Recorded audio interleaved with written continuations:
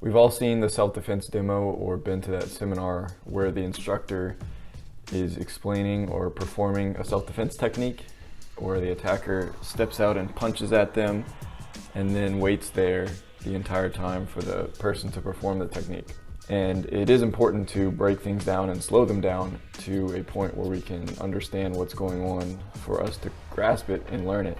But that's not what I'm talking about. I'm talking about those techniques that even in real time would take your opponent stepping out and leaving their hand and their leg out for you to step in and then block and perform your one or multiple counterattacks on them. And what I want to talk about in this video is, in those situations, the instructor or whoever it is really tends to gloss over the whole getting past the punch and focuses more just on the technique that they're performing against their opponent. It's really quite common that, especially as a beginner, you can go to a school and start learning defense against a punch, and the instructor will, kind of just abstract the fact that you blocked the punch, but really focus on the meat, which is the defense against the punch and the way to subdue your opponent. That's great and all.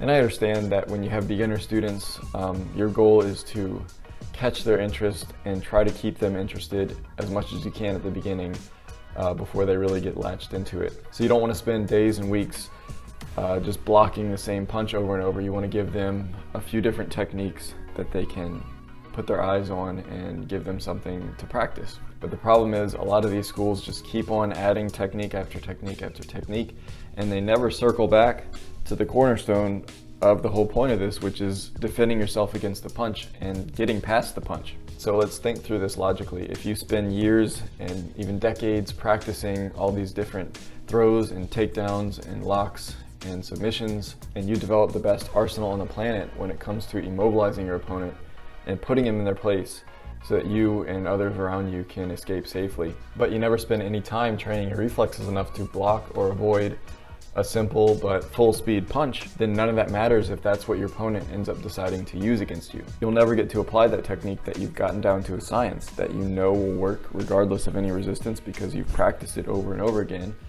but you failed to practice the very first step in the process, which is to avoid the attack. You see where I'm going with this? So I can talk about this because I've been around Taekwondo for about 20 years now, and that is the one-step sparring. And if you're not familiar with one-step sparring, it's commonly practiced nowadays in Taekwondo where the opponent will start in a stance and then they'll just step forward and throw a punch as they step, and then the defender will step in, block, and perform, like I said, one or multiple techniques to counter them. And these techniques are very clean and precise, and they're very reminiscent of the hard style that Taekwondo is. And on that note, I know they have self-defense techniques like this in karate as well. And they do have merit in that they break down the footwork and the necessary body positioning, and they teach you about different pressure points and different grabbing points on the opponent's body. But a lot of times they never evolve past that initial stage of slow motion, and they never really pressure test these techniques, which I do want to make a video talking about pressure testing, which I'll probably do pretty soon. And if you never put these techniques into motion and you never apply them in even a semi-real life situation, then you'll never get to use them the way that you intend to, because your muscle memory and your body are not ready to do that because you didn't train them to be. And no, I'm not saying that every Taekwondo school, every karate school, or your school does this. I'm not sending out accusations to anybody in particular. I feel like I have to put that disclaimer out sometimes because I don't want to offend anybody. But it is a real problem at more than one location. Now, there are plenty of good resources, and you can find a lot on YouTube if you search videos on defense against a straight punch or even like a sucker punch, but it's not as easy as just sidestepping and putting your hand up to block. These punches are coming at extremely high speeds in like a street fight situation, which is a lot faster than what you're used to in class. And while they may not be super powerful or correct in form, a fast punch to the right area can be it for you. But the whole nonsense of just grabbing someone's punch and trying to move in from that, it just doesn't work. You have to practice these things in as real of a simulation as you can.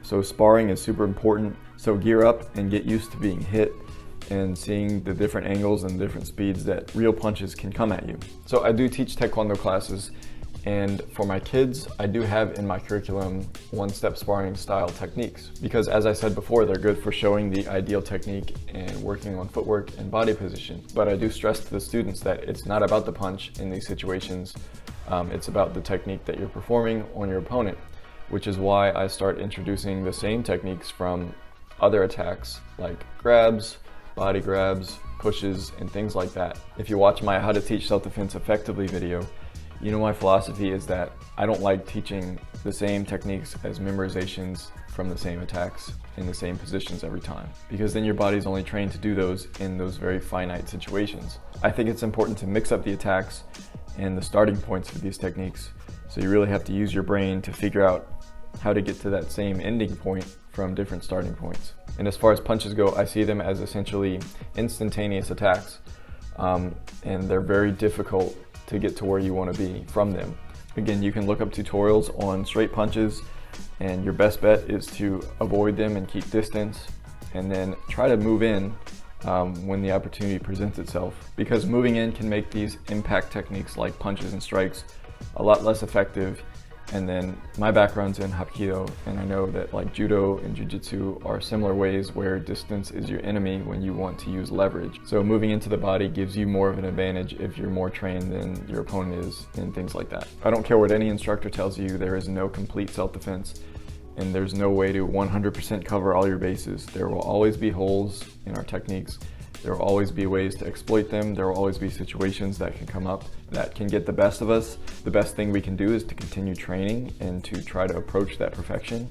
But we know as humans that we'll never actually reach that point. And even more so than that, try to avoid these situations entirely so you don't even have to use any of this stuff. I've talked about it numerous times on this channel that martial arts is way more about avoiding these situations entirely than it is using these physical attributes to save your life. You save your life every single day by not entering something like this, not going to that place where there's danger, not antagonizing a person to want to attack you, not being arrogant and boastful about the skills that you've developed from your training. So yes, I think it is important to learn how to defend yourself against a punch, but it's more important to know your context and to not overestimate yourself.